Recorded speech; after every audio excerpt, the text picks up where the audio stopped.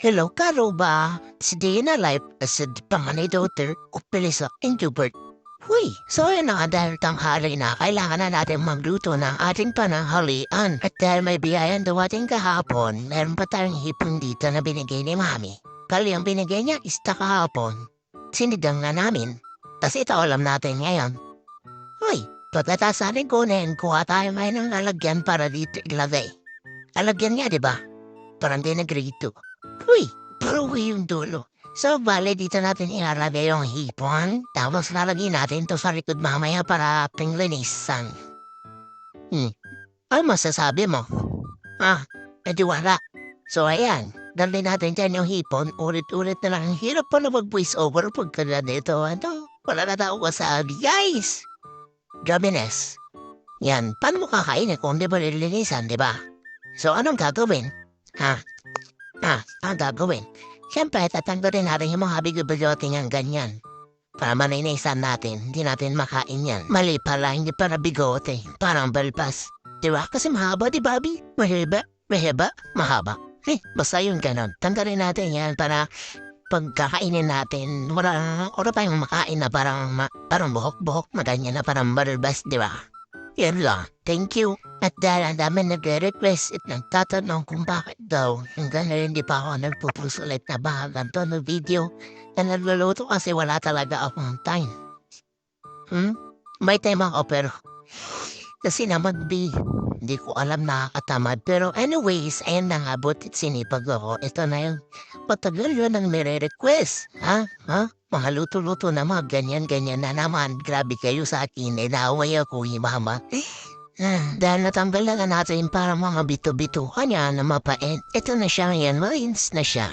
Then after natin malinis yung ating hipon, ito naman is pipit-pit naman tayo ng bawang. So itong bawang na to guys, grabe. 5 piso na to pero tingnan nyo naman yung laman. 4 na piraso lang. Grabe, sobrang mahal na ng mga bilihin pero hanggang ngayon ikaw hindi pa rin minamahal. Uy, ganyan talaga yung buhay eh. Hindi man ako nabipiyat na mahalin ka ng tao kung hindi ka talaga mahal, diba? Pero kung willing siyang mahalin ka, o di, goods!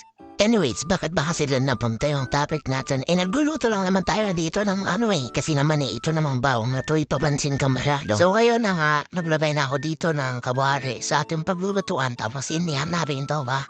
Paano maluluto yung una mo, hindi masisintihan, di ba? Kanan din na grade 2. So kapag medyo mainit na yan, ayan, naglagay na rin ako ng mantika dyan. Tapos pag mainit na, syempre, anong gagawin? Sabi mo yung bawang, syempre. Kaya naman to nga, ano yan, di ba? Tapos, after mong ilagay dyan yung bawang, i-mix-mix mo lang siya ng ganyan. Ayan, then after mo naman, ayan, and yung bawang pag may ganyan na itsura niya, may gisunog, rema na din dyan yung hipon na nilinisan mo, ganorin. Kitang-kita niya naman kung gaano kainit yung kawari, di ba? Ganyan din kainit yung dugo ko kapag, ako na naman to. Basta yun.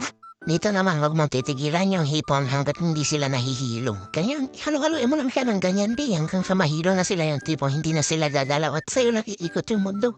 Uy, so ayun na nga, isa-isahin mo yun na balik na rin. Kasi tignan mo naman, yung iba orange na, yung iba medyo hilaw-hilaw pa. So, ano mong gawin dyan is baliktad mo siya. So, ito naman, ang kulit nito ay pabaliktad. Sige, bala ka dyan. Ganito na lang. Basta metos-metos ko na lang, isang bala ka dyan. Uy na ako. Lalagay natin ngayon dito yung ihi ng dinosaur. Yes, lalagay natin dito yung ihi ng dinosaur. Nabili ko to yan sa may tindahan. 13 pesos na yan. Lagyan natin lahat yan. Ay, hindi pala lahat. Pag titira-tabara tayo dito ng konti kasi syempre, inumin ko din naman kahit paano ay. Tapos hayaan lang natin siyang kumula ng ganyan. Then after na, nalagay naman natin itong libag ng crocodile. Yes, libag talaga ng crocodile ilalagay natin yan. Tapos next naman natin itong siyempre, ano pa nga ba? Mahilig sarap pa na sasarapin kung hindi masarap. Ano daw? Then after yan, lalagay na rin daw Mamacita's oyster sauce. Yes, tama. Talaga. Sasarap yan lalo kapag meron kang Mamacita's oyster sauce. Baka naman. Uy! After natin maglagay ng Mamacita's, ang gagawin lang natin dito ay hahaluin natin siya guys. Yes. Haluin natin siya hanggang sa mahilo ulit yung hipon. Di natin titigilan tong hipon na to na halo-haluin. So, haluin natin nga siya para nga, ayun na, mapantay yung luto niya. Para nga naman, matigas yung kabila malambot, diba? So, kailangan haluin natin siya. Para malambot, para pantay yung luto. Di ba? Ganon. So, nagdag-vlog na ako dito na debug ng crocodile kasi yung nilagay ko kanina, kulang yon kaya tinalawa ko na. After lahat, ayan, hayaan natin siyang kumulo na 136 days. Ganon katagal para malambot talaga. So, after 136 days of pagpapakulo, eto na yan guys. Hindi ko masasabi na buttered shrimp to kasi wala naman akong nilagay na butter. Garlic lang. So, garlic. Basta yung garlic shrimp. Kaya na bahala. So, after natin yan, medyo bakalan pa natin ng konti hanggang sa kumonti na yung sabaw-sabaw niya. Pwede na yan is-serve mga karoba na mga sis, mga karoba. Ito na inaantay nyo na luto-luto kasi. So, ito na nga ang ating niluto na garlic shrimp. Yes naman. Yan, niluto ko na yung binigay ni auntie ko kahapon. Kaya naman, thank you so much sa blessings na lumating sa aming buhay and nairausa naman ang aming araw ngayon. Thank you so much sa blessings talaga po. Day 2 yan kakaroba, mga antayo amin. Thank you for watching. Bye-bye!